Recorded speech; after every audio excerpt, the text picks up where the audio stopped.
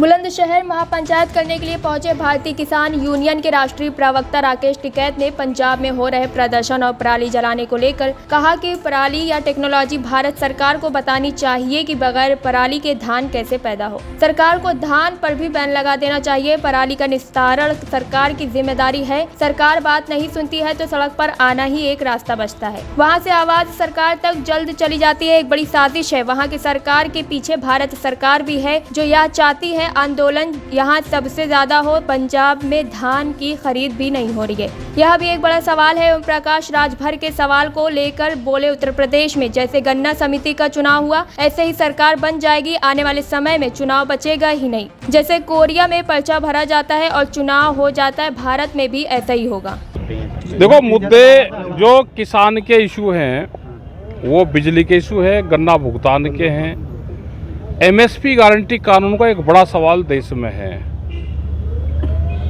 ये सारे इशू हैं हमारे। इन इशू के लिए हम यहाँ पर आ रहे। आज पंजाब और हरियाणा में भी ये कहा गया है कि वहाँ पर जो है प्रोटेस्ट चल रहा है, रोड जाम कर दिए गए हैं। ये कहा जा रहा है कि पराली को लेकर के और खासकर जो है ये खाद नहीं मिल रहा है। और एक और बड़ी बात ये जो मुद्दे हैं किसानों के जिन पर पराली जलाने को लेकर के एफआईआर हो रही है, उन पर सर आपका क्या कहना है? देखो, ये टेक्नोलॉजी भारत सरकार को बतानी चाहिए कि बगैर पराली के धान कैसे पैदा होगा। इस पे भी आप बैन लगा दो, धान पे भी इसका परमिट दो, बैन लगा दो धान पे। पराली का निस्तारण सरकार की जिम्मेदारी है, कैसे करना हो सरकार बतावे। ठीक है। क्या सर आपका संगठन भी जो है ये विरोध करेगा, सड़कों पर उतरेगा जिस तरीके से जैसे पंजाब में चल रहा है? सर आज विरोध चल रहा है, रोड जाम कर दिए गए हैं इसको लेकर के। देखो, जहाँ दिक्कत होगी लोग आएंगे। सरकार बात नहीं सुनती तो सड़क का एक रास्ता बचता है, वहाँ से आवाज़ सरकार तक जल्दी जाती है। और एक बड़ी साजिश वहाँ की सरकार के पीछे तो भारत सरकार भी है। वो भी चाहती है कि आंदोलन यहाँ सबसे ज़्यादा हो, सरकार यहाँ की बदनाम हो, क्योंकि खरीद का वहाँ पे धान की खरीद भी नहीं हो रही। वो भी एक बड़ा सवाल है।